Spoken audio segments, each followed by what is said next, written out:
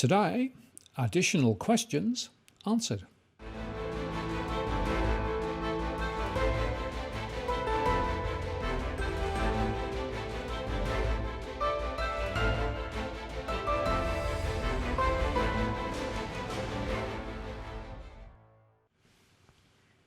Hello again, it's Martin North from Digital Finance Analytics. Welcome to our latest post covering finance and product news with a distinctively Australian flavour. Last week we ran a very successful live stream event and we had lots of questions from viewers in real time. But as a result of that, we weren't able to address the questions from viewers submitted beforehand. And as I promised, I would come back and answer some of those questions. And that's what we're doing today. Now, it's worth saying, of course, that this is not financial advice. It's just my own views and opinions based on my own research. But nevertheless, I hope you'll find these answers useful.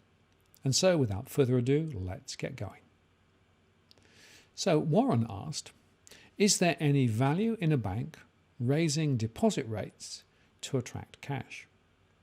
Well, the short answer is that there is certainly a bounds below which they cannot take rates lower, because if they do, then they are not going to get deposits coming in. And deposits are still required as part of the funding mix. Although, as we've discussed previously, of course, banks start by writing loans and then essentially match them subsequently to deposits or other liabilities. And it's certainly true to say that funding costs vary between different types of funding options, from international borrowing through to deposit costs.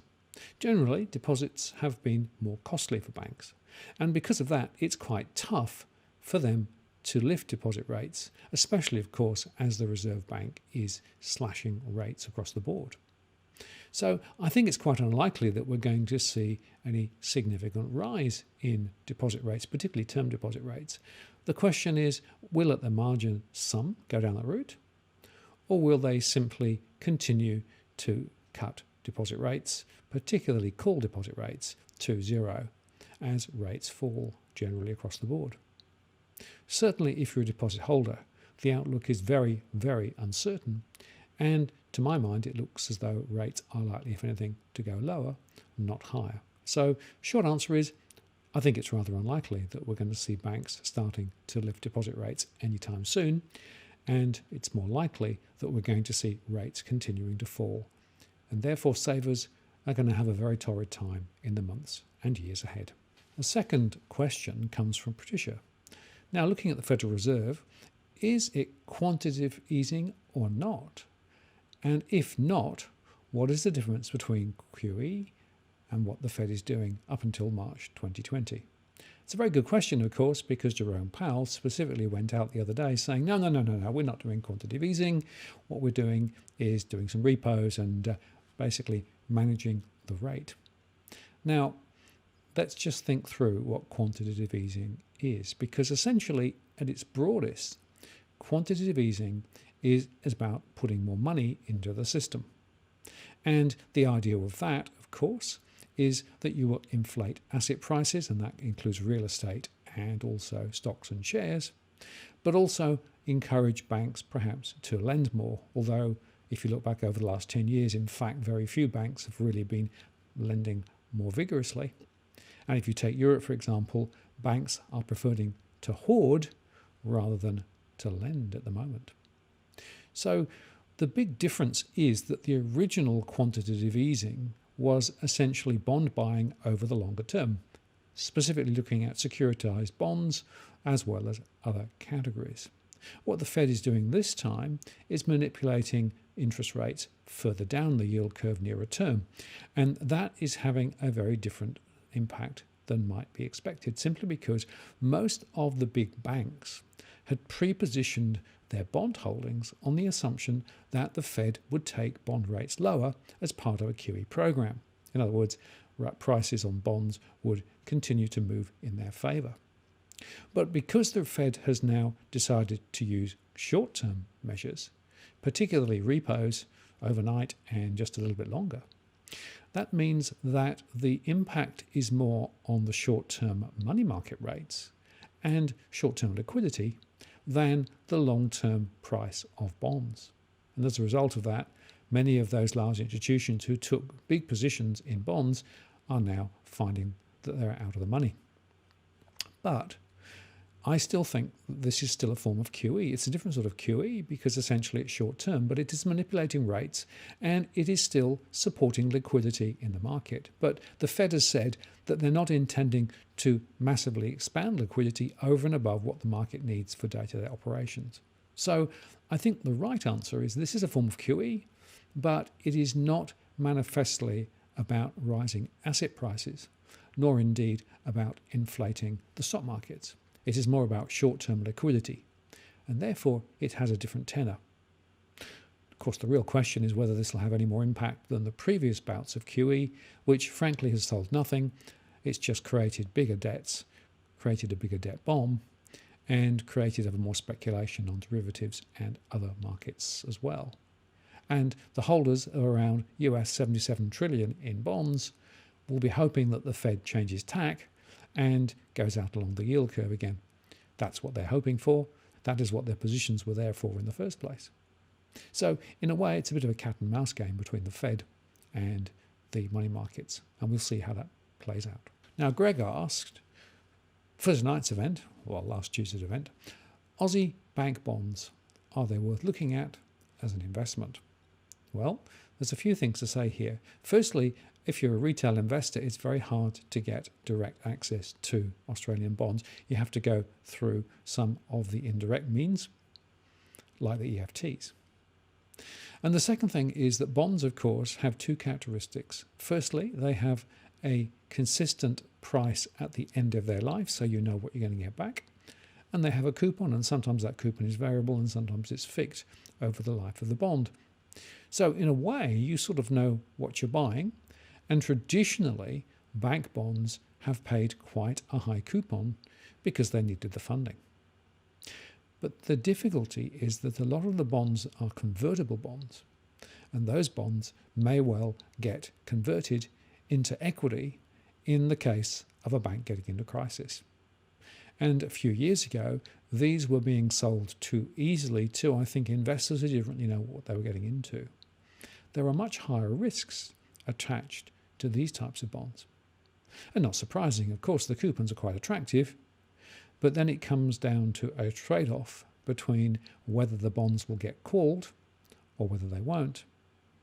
If they don't get called, if the banking system continues to be supported by the government and none of those bonds need to be activated, then maybe bonds won't be too bad. However, if in fact banks get into difficulty and they don't have the funds to be able to pay the bonds out, or indeed require bail-in or bail-out, then I think all bets are off. So my short answer to the question would be, I think it's quite tricky to know the true value of bank bonds, and it's not something that I personally would touch at the moment because I think there are too many uncertainties in the system. Now, John has asked some questions about the government's preoccupation with balancing the budget. I note from the Fred charts that Australian money supply has been debased about fivefold since 2000, whereas that of the US is about threefold, and that this expansion continued through years that the budget was supposedly close to being balanced.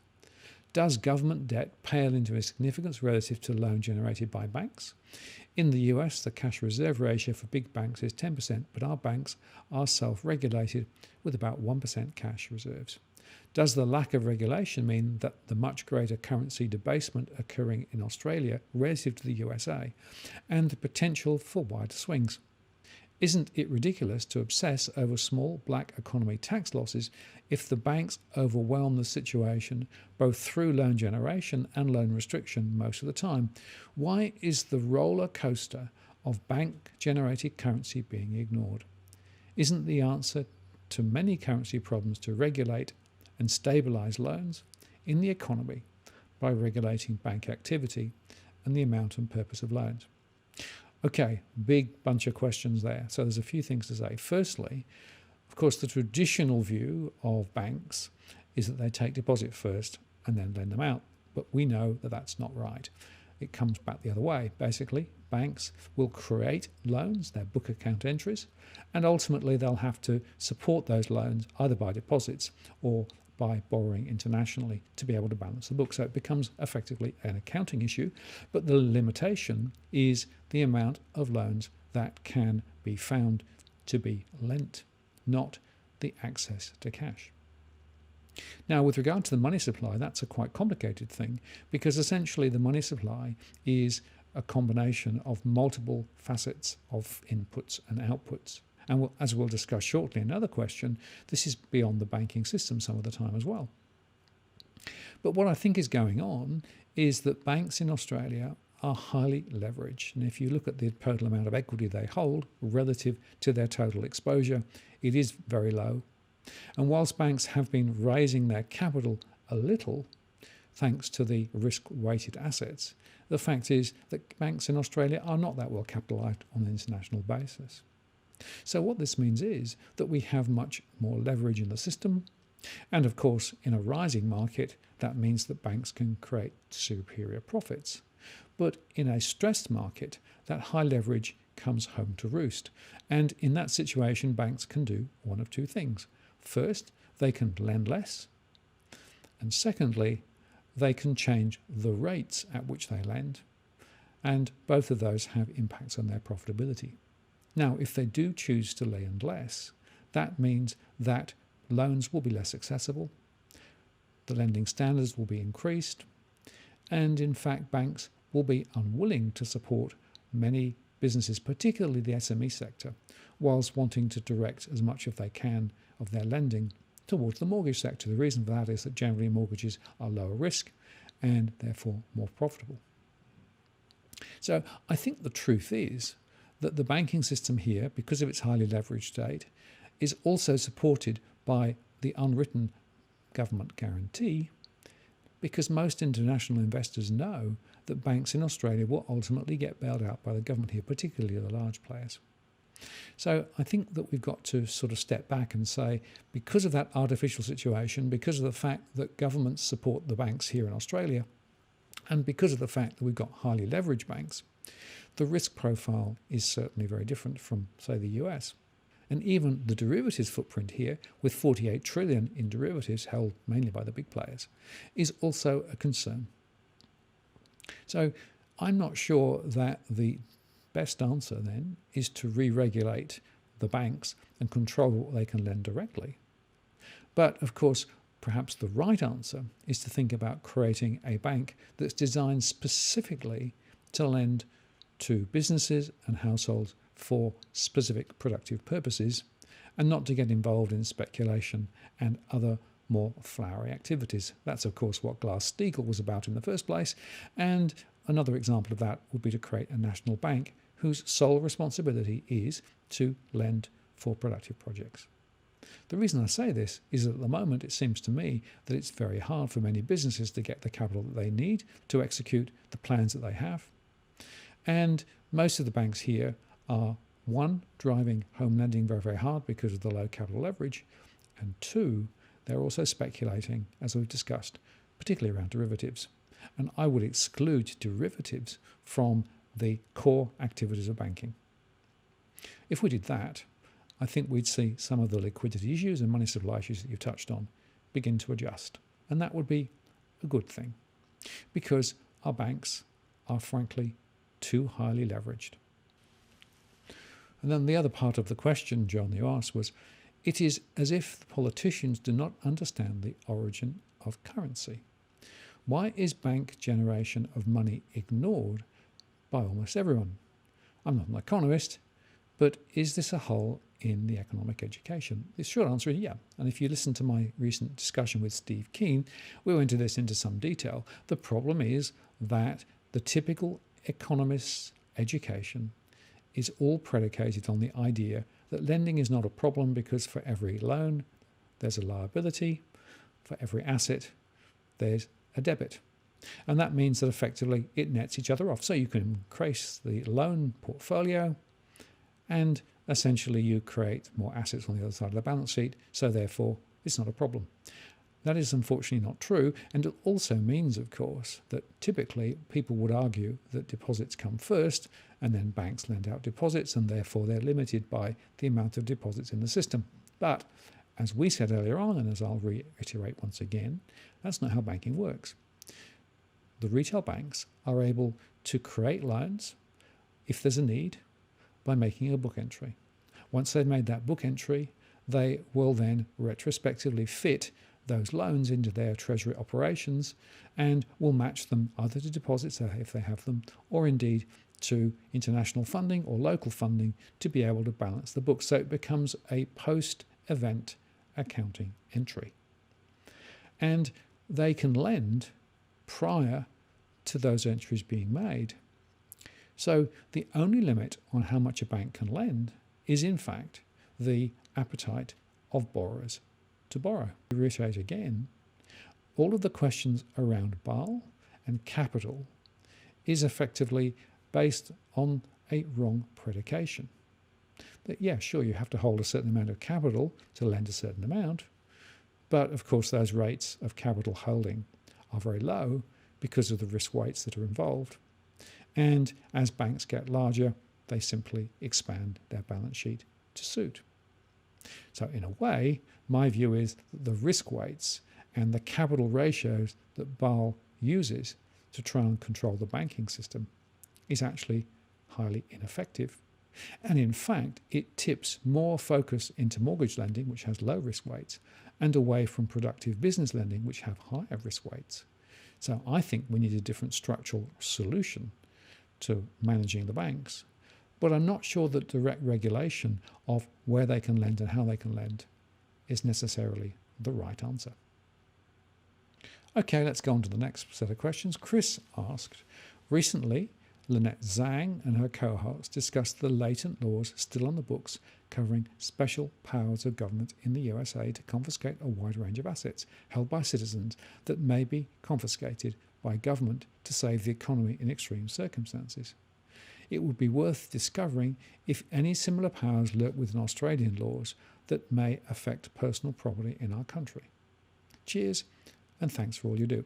Well, Chris, it's a good question. We do know that there's a 1959 Act that essentially allows the government to grab gold if they need to. That has been on the books for a long time. But I'm not aware of other specific regulations that cover other asset classes, be it property or be it money in the banks, other than perhaps you could argue that bail-in and bail-out is something to look at. And the bail-in of deposits specifically is something which, although cloudily presented in Australia, is probably here, meaning that in a crisis, the regulators through APRA could grab existing deposits and convert them into equity into a bank to stop the bank from failing. So I think gold is a question. I think deposits is a question. But beyond that, I don't know of other specific legislation. But if somebody else knows, do leave a comment below. And then Jeff said, thanks a lot for all your work. I have 4 questions if you don't mind. No problem, Jeff. 4 questions. Carry on. 1. Given the decreasing interest in units due to construction problems, is it reasonable to expect that prospective buyers will turn more to houses and townhouses and that this will result in their prices rising? If so, will this trend continue for years, since the credibility of units will probably not be restored anytime soon? The short answer is yeah, there's a differential demand for houses, particularly in the inner rims of Sydney and Melbourne.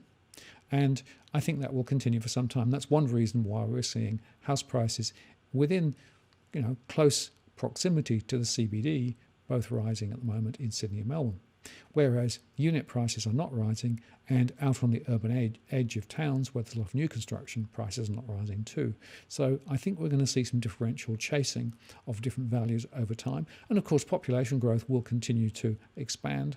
And I think the appetite to buy units is definitely off, thanks to the construction issues and thanks to the flammable cladding issues.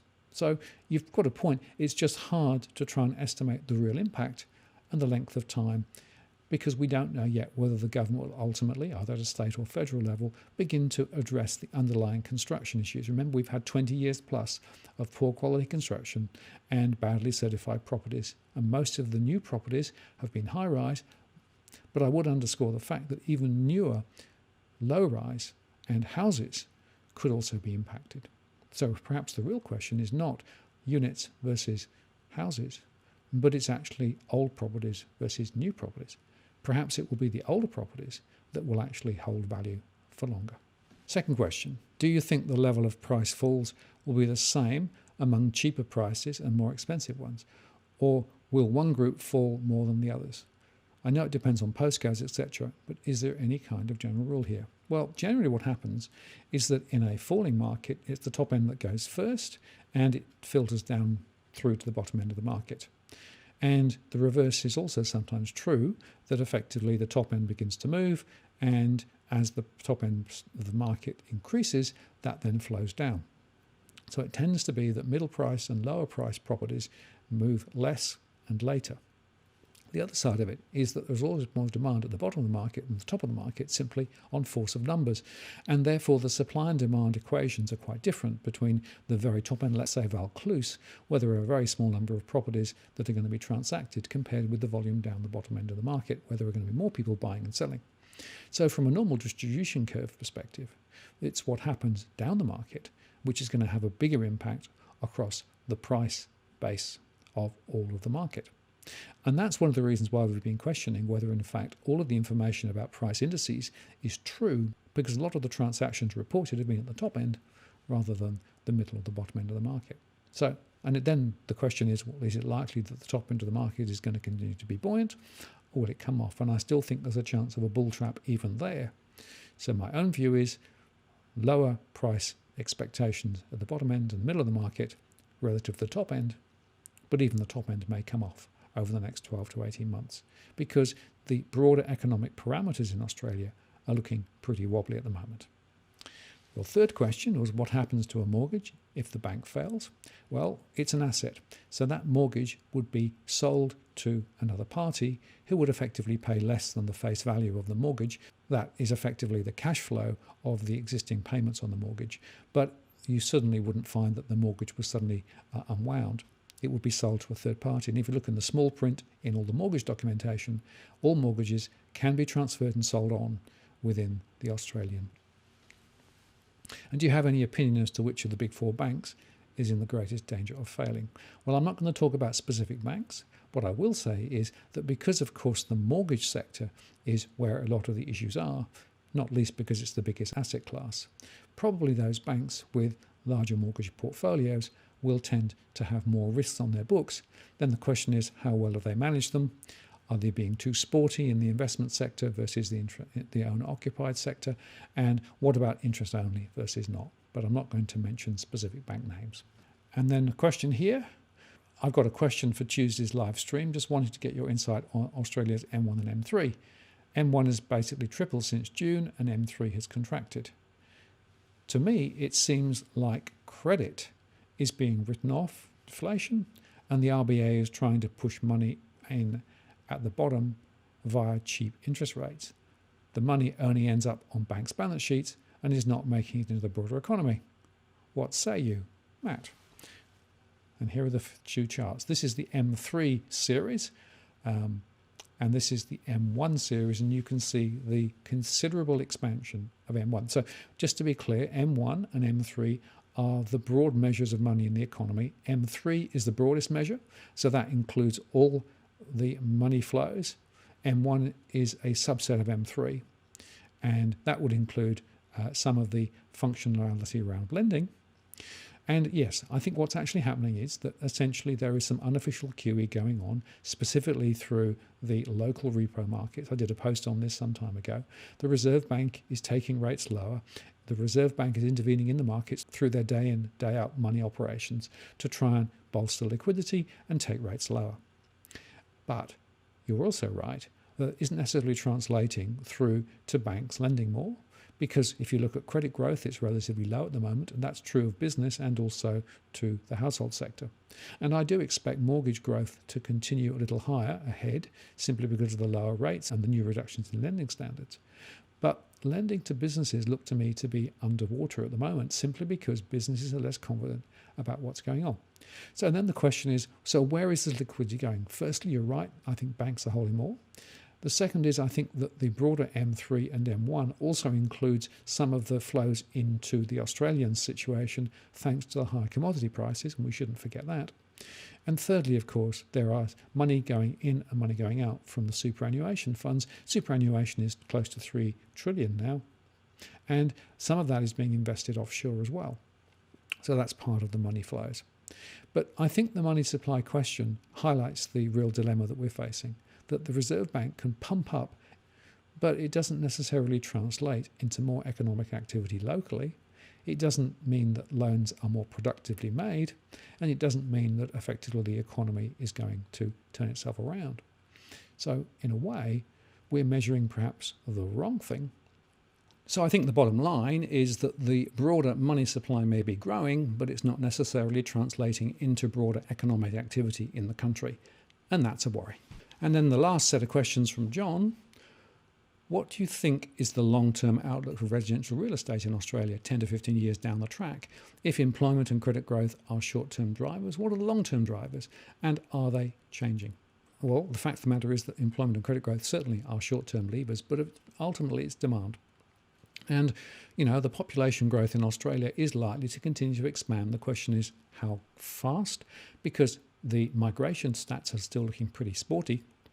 And we know that the projections are that the overall population will rise significantly.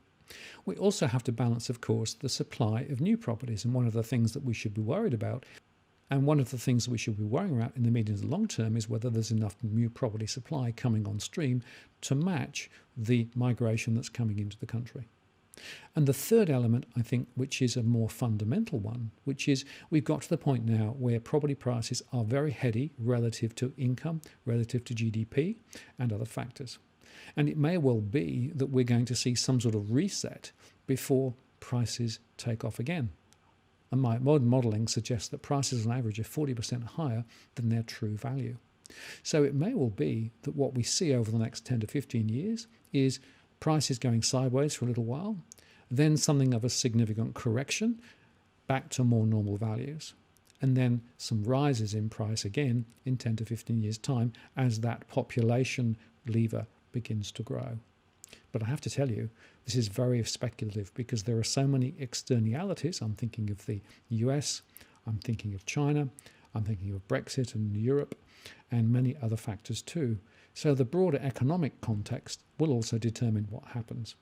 Nevertheless, Australia is quite well placed. We have a lot of resources, of course, and providing that internationally those resources are still in demand, that will put something of a floor on the Australian economy. Nevertheless, I also think that for long-term prosperity and to support the property market in the long term, we need to have a better strategy around the future growth in Australia because, frankly, at the moment, what we're doing is digging stuff up out of the ground and flogging it offshore. It's not really very value added. And I think that ultimately, for the broader prosperity of Australia, we need a plan B. And that plan B looks very different from what's been running for the last 10 or 15 years. Well, there we are. That's the end of those additional questions. I hope you found those answers helpful. And I look forward to another event next month where we can go further into some of these issues. Many thanks for watching the show today and for watching our other shows. And I look forward to speaking with you again soon. I'm Martin North from Digital Finance Analytics. Many thanks for watching, and I'll see you again next time.